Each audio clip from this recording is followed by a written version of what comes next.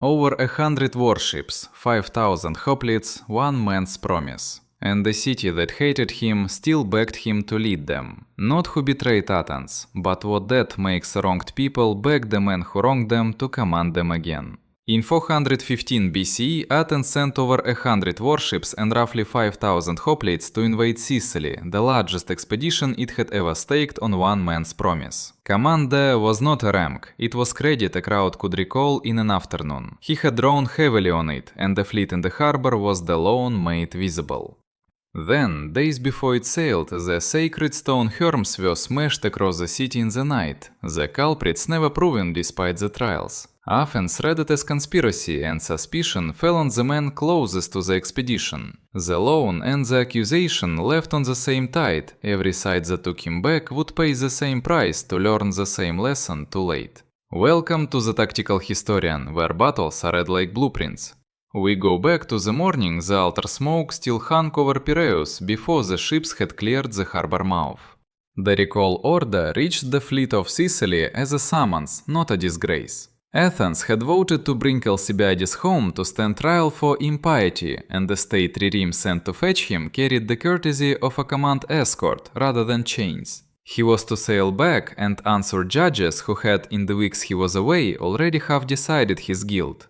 He read the courtesy for what it was. A ship sent to escort a man home is also a ship sent to make sure he arrives. As the story is told, in the late summer of 415 he stepped off the state trireme and did not step back on. The escort reached the coast of southern Italy and lost him there. He slipped into a small coastal boat and let the warship sail on without its passenger. By the time Athens understood the accused would not appear, he was already a free man, moving away from every court that wanted him. Athens condemned him to death in his absence. The city that had cheered his chariots at Olympia, that had staked 100 ships on his word, now sentenced an empty place in the courtroom and cursed his name before its own gods. This is the tactical historian speaking. He had not repaid the loan, only refused delivery on it, and a debt refused does not close. It waits for a new lender to pay the same price and learn the same lesson too late. Within a year of sleeping the escort, Athens' finest strategist stood in a room built to plan its defeat. He stood before King Agis and the Spartan elders and told them exactly where the war he had built would break.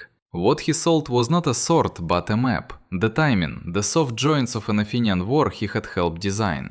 Athens once received that counsel for free. Sparta paid and charged the difference back with interest. On his advice, Sparta fortified the Calea, 14 miles from Athens, cutting off the farmland and silencing the mines year-round. Of the roughly 40,000 men Athens sent to Sicily across both fleets, historians estimate almost none came home. So one voice opened both accounts. One man, two entries, and the interest running against the city that had trusted him first. But a borrower who has learned the lesson does not stay bought. Sparta stopped trusting him in a bedroom, not on a battlefield. A year or so after the Tsalea, ancient sources claim he took a Spartan king's wife to his bed, and the doubted heir cracked the royal line. A king can forgive a borrowed strategy, he cannot forgive a borrowed heir. The counsel was still good, the counselor now carried a second death warrant. So he crossed to the Persian satrap Tissaphernes, the governor who had spent his career funding the Greeks he now welcomed to his table. This is the tactical historian. With Sparta close to him, he simply opened a new account at Tissaphernes' table. He finds a lender who has not yet learned the price, and this time he kept two accounts open at once, whispering that a Greece too weak to win was worth more to Persia than a Sparta strong enough to. At Sardis he found a lender he could keep from ever paying in full. Tissaphernes was not asked to spend, he was asked to wait. Tissaphernes held the purse, and the whole war now hung on how slowly he chose to open it. His whisper was simple: pay Sparta enough to fight Athens, never enough to win, and let the war grind on. So the silver came late, and the fleet sat still. Every idle day of war was another day Persia stayed safe. At Miletus, Spartan rowers went unpaid for weeks, taxed by a strategy written 3 courts away. But a debtor with 2 open accounts is watched by every creditor, and one still had a navy. Of Samos, an Athenian fleet rode at anchor, 100 hulls, Athens' government in exile afloat, and in 411 it voted to recall the same man Athens had sentenced to death. So the fleet at Samos reached for a third payment, hoping it might buy back what Athens had lost. A debt refused delivery does not vanish, it waits at anchor, and one day it sends for you. In the summer of 407 BCE, 8 years after fleeing a death sentence, he sailed back into Piraeus to a hero's welcome, and Athens quietly set the sentence aside. He had left as a man to be killed, he returned as the man Athens could not do without. The year before, his fleet had destroyed the Spartan fleet at Cyzicus. Their dispatch home read only, "Ships lost, Mindarus dead, men starving." That was the coin he carried up the quay, the reopened strait, the grain route secured, the whole debt repaid in one payment, at his own price, the creditor made to say thank you. This is the tactical historian.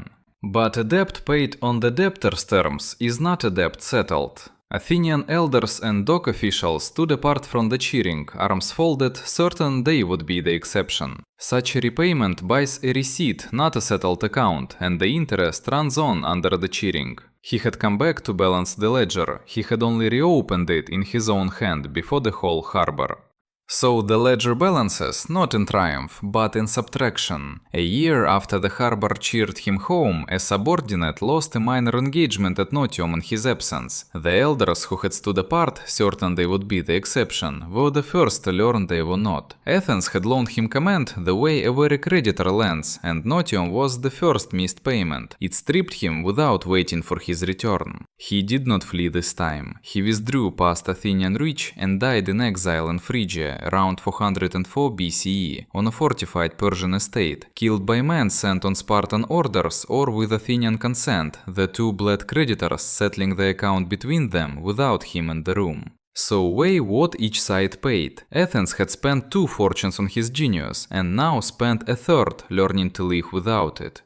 Sparta paid in a war dragged past its own advantage. Persia paid for patience it could not keep on retainer. Both creditors had bled for him twice already. The last debt was the one he never priced, and it was paid in his own blood. That is the price of a mind for hire that keeps no side but its own, worth everything, right up to the morning it is worth more dead.